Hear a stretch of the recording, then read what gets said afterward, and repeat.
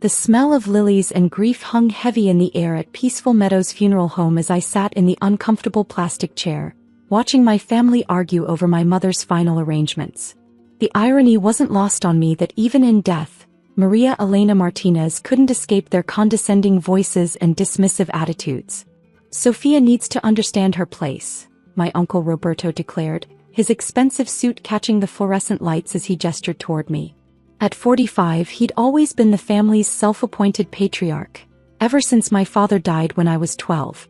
This isn't child's play. Funeral arrangements require mature decision-making.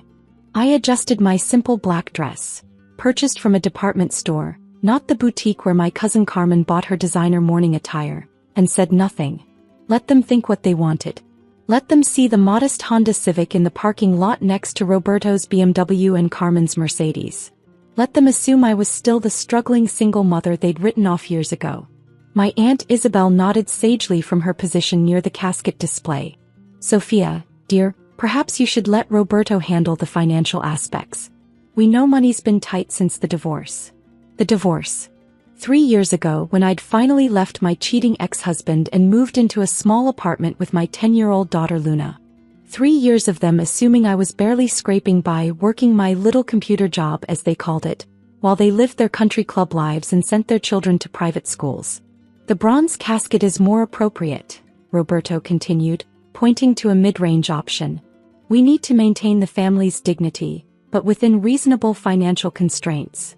Carmen, his daughter, examined her manicured nails. "Dad's right. We can't have people thinking we're cheap, but we also can't bankrupt poor Sofia trying to keep up appearances." Poor Sofia. I bit back a smile and checked my phone discreetly. 3 text messages from my business partner Marcus. Peaceful Meadows acquisition approved. Documents ready for signature. Congratulations on the $47 million purchase. If they only knew that their poor Sofia had spent the last 3 years building a business empire while they dismissed her as a failure. That the little computer job had grown into a tech consulting firm managing digital infrastructure for major corporations across the Southwest. That I'd been quietly acquiring assets, including several businesses in our hometown, while they were too busy pitying me to notice. The funeral director, Mr. Henderson, approached our group with practiced solemnity. "Have we reached a decision on the arrangements?" "Yes." Roberto stood assuming control. "The bronze casket, standard service, plot in section C. Nothing too elaborate." I finally spoke up. "Actually, I'd like to see the premium options." The room fell silent. Roberto's eyebrows raised in that familiar patronizing way. "Sofia, be realistic. The bronze casket is perfectly respectable. Let the adults handle this," he added with a dismissive wave. "You can barely pay rent." I nodded quietly, pulling out the folder I'd brought. "Mr. Henderson, I'd like to discuss the arrangements privately." Roberto scoffed. "This is ridiculous. Sofia, you can't afford." "Perhaps we should hear what she has to say," Mr. Henderson interrupted gently, though I caught him glancing at the paperwork in my hands. I handed him the documents. His eyes widened as he read, then looked up at me with new understanding. "Of course, Ms. Martinez. Right this way." As we walked toward his office, I heard Roberto mutter to Isabel, "She's being delusional. Someone needs to stop her before she embarrasses us all." In the privacy of Mr. Henderson's office, I spread out the contracts on his mahogany desk. Purchase agreements, financial statements, corporate documentation. His hands trembled slightly as he reviewed them. "Ms. Martinez, I had no idea you were the buyer. The board mentioned the sale was to a private equity firm. Phoenix Holdings," I confirmed. "Buy company. The acquisition of Peaceful Meadows Memorial Parks includes all 7 locations across the state, correct?" He nodded, still processing. "Yes, and the associated crematoriums, monument companies and floral services. It's quite an extensive operation." "Good. Now about my mother's arrangements." When we returned to the main room, my family was examining casket prices with calculator apps on their phones, trying to determine what they thought I could afford. Luna sat quietly in the corner, reading a book, wise beyond her years and used to her relatives' dismissive attitudes toward both of us. "Uncle Roberto," I called out, "we need to finalize the arrangements." He turned, his expression already prepared for disappointment. Sophia, I hope you've come to your senses. The bronze casket is... Actually, Mr. Henderson interrupted, his professional smile returning. Ms. Martinez just purchased our entire Memorial Park chain. The acquisition was finalized this morning. The silence that followed was absolute. Carmen's phone slipped from her fingers, clattering on the marble floor. Isabel's hand flew to her throat. Roberto's mouth opened and closed like a fish out of water. I'm sorry, what? Carmen managed to whisper. Mr. Henderson continued, clearly enjoying the moment. Phoenix Holdings, Ms. Martinez's company, now owns Peaceful Meadows Memorial Parks, all 7 locations, plus our associated businesses. The transaction was valued at $47 million. Roberto sank into a nearby chair, his expensive suit suddenly looking less impressive. That's impossible. Sophia works in computers. I build digital infrastructure systems for Fortune 500 companies, I corrected quietly. Have been for 3 years. Phoenix Holdings manages technology integration for major corporations, with contracts across 12 states. I pulled out my tablet showing them our client list. Names they recognized, companies they'd heard of, contracts worth millions. While you were all assuming I was struggling, I was building something real. Isabel found her voice first. But your apartment, your car, you live so modestly. I finished. Yes, because I learned something after the divorce. Image isn't wealth. Showing off isn't success. Building something lasting is. Carmen was frantically Googling Phoenix Holdings on her phone.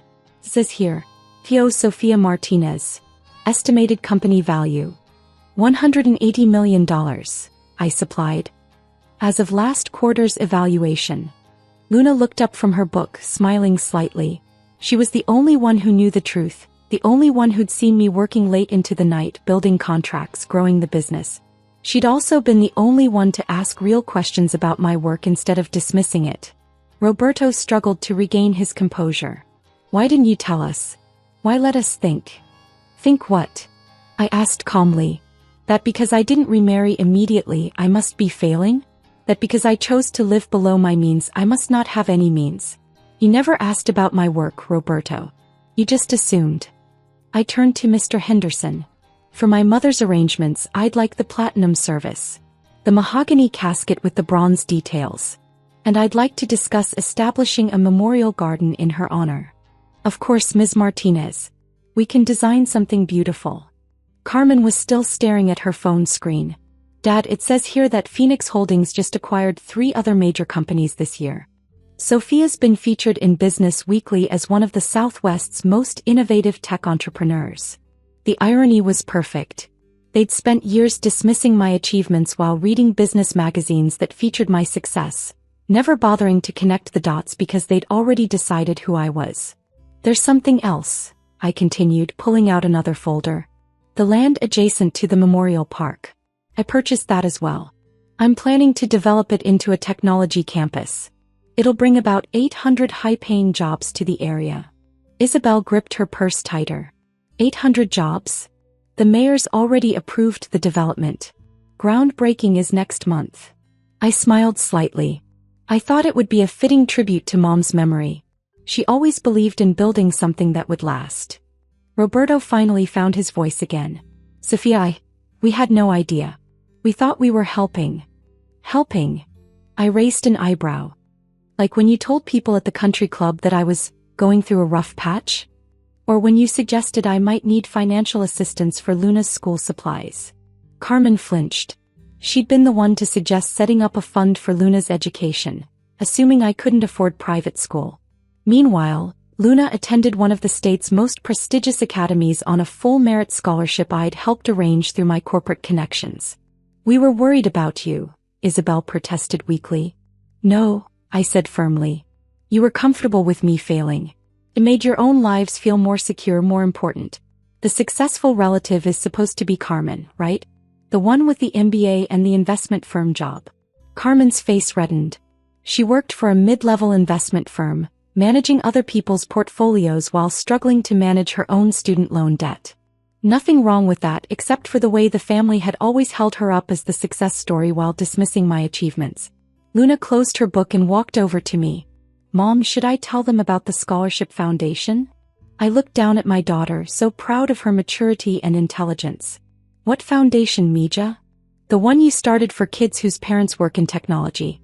You've been helping pay for their education anonymously. She smiled. Like you helped my friend Jessica's mom when her dad lost his job. Roberto's head was in his hands now. Isabel looked like she might cry. Carmen just stared at me with a mixture of respect and something that might have been envy. How much? Roberto asked quietly. How much what? How much have you been helping people while we thought you needed help? I considered the question. The Scholarship Foundation, the anonymous donations to local charities, the business loans I'd provided to struggling entrepreneurs in our community, the fund I'd established for single mothers pursuing education. About $2 million annually, I said simply. It's important to give back to the community that supports you. Mr. Henderson cleared his throat diplomatically. Ms. Martinez, about the memorial garden. We could incorporate educational elements, perhaps a small library or technology center in your mother's honor.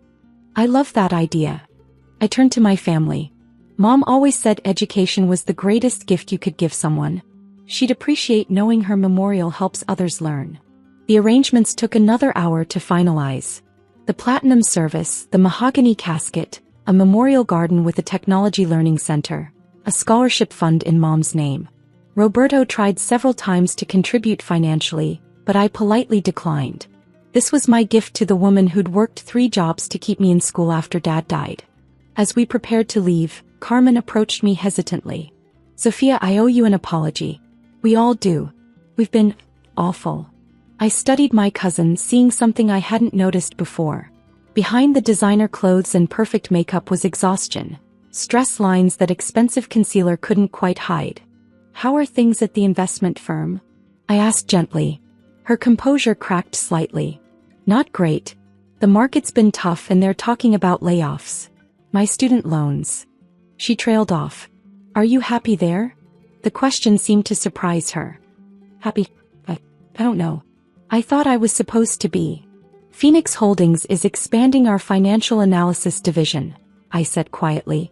We could use someone with your background. The salary's competitive and we pay off employee student loans as a signing bonus. Her eyes widened. You'd, after how we've treated you? Your family, Carmen. And Mom always said family helps family. But, I added firmly, it would be a real job with real expectations. No special treatment because we're related.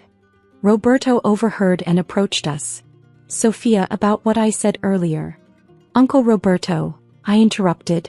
You've spent 3 years assuming I was failing instead of asking how I was succeeding. That needs to change. He nodded slowly. You're right.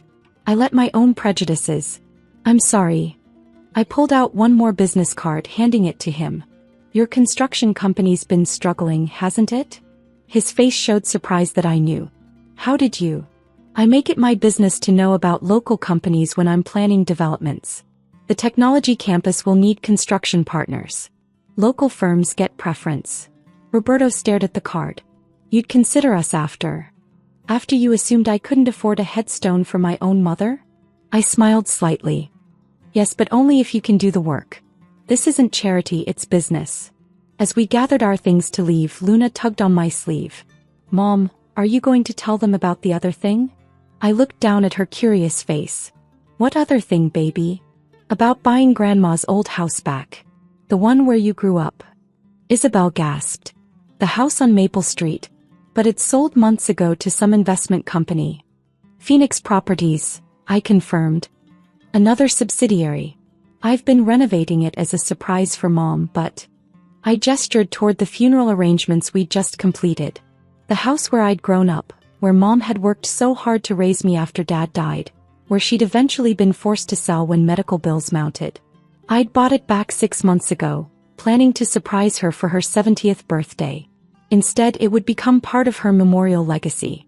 I'm turning it into a community center for single mothers pursuing education, I continued. Mom would have loved that. Roberto was crying now, actual tears running down his cheeks. Sophia, we've been such fools. Yes, I agreed simply. But you can do better. As we walked out to the parking lot, I noticed them looking at my Honda Civic with new eyes. No longer the car of someone who couldn't afford better, but the practical choice of someone who understood that wealth wasn't about showing off. Carmen lingered as the others got into their expensive cars. That job offer, were you serious? Completely. But Carmen, it means working for your younger cousin who you thought was a failure. Can you handle that? She was quiet for a moment. I think I need to learn how to handle a lot of things differently. Luna climbed into the passenger seat, buckling her seatbelt. As I started the engine, she looked back at the funeral home where my family was still processing what they'd learned. Mom, do you think they'll be different now? I considered her question as I pulled out of the parking lot. Some of them might be, baby. But that's their choice to make. Are you sad that Grandma won't see the memorial garden? No, Mija. I think she sees everything. And I think she's proud that we're building something that will help other people learn and grow. As we drove home, I thought about the technology campus that would rise next to the memorial park, the jobs it would create, the community center that would help other single mothers achieve their dreams, the scholarship foundation that would grow in Mom's name. Mom had always said that success wasn't about what you accumulated, but what you contributed. She'd worked 3 jobs not for luxury, but to ensure I had opportunities she'd never had. She taught me that education and hard work could overcome any obstacle. My family had spent 3 years assuming I was failing because I didn't flaunt wealth I didn't yet have. They never noticed that I was quietly building something lasting, something that would benefit our entire community. The next morning, local news ran a story about the $47 million Memorial Park acquisition and the planned technology campus. By noon, my phone was buzzing with calls from family members, old friends, and business contacts. But the call that mattered most came from Carmen. Sophia? I've been thinking about what you said. About the job offer. And I'd like to learn more. Not because I need the money, though I do, but because I want to understand how you did this. How you built something real while we were all looking the other way. I smiled, looking out my office window at the city where I'd quietly been making a difference. Come in Monday morning. Bring your resume and your questions. And Carmen? Yes. Bring your work clothes, not your designer suits. We've got an empire to build. Sometimes the greatest victories aren't about proving people wrong. They're about proving yourself right in ways that matter. As I hung up the phone and turned back to my computer, I thought about Mom's memorial garden and the technology center that would bear her name. She taught me that success wasn't about what others thought of you, but what you built when no one was watching. And what I'd built while they assumed I was failing would now help countless others achieve their own dreams. The funeral was just the beginning. The real memorial would be the lives changed, the opportunities created, and the community strengthened by what we built together. After all, that's what Mom would have wanted. Not expensive flowers that would fade, but something that would grow and flourish long after we were all gone.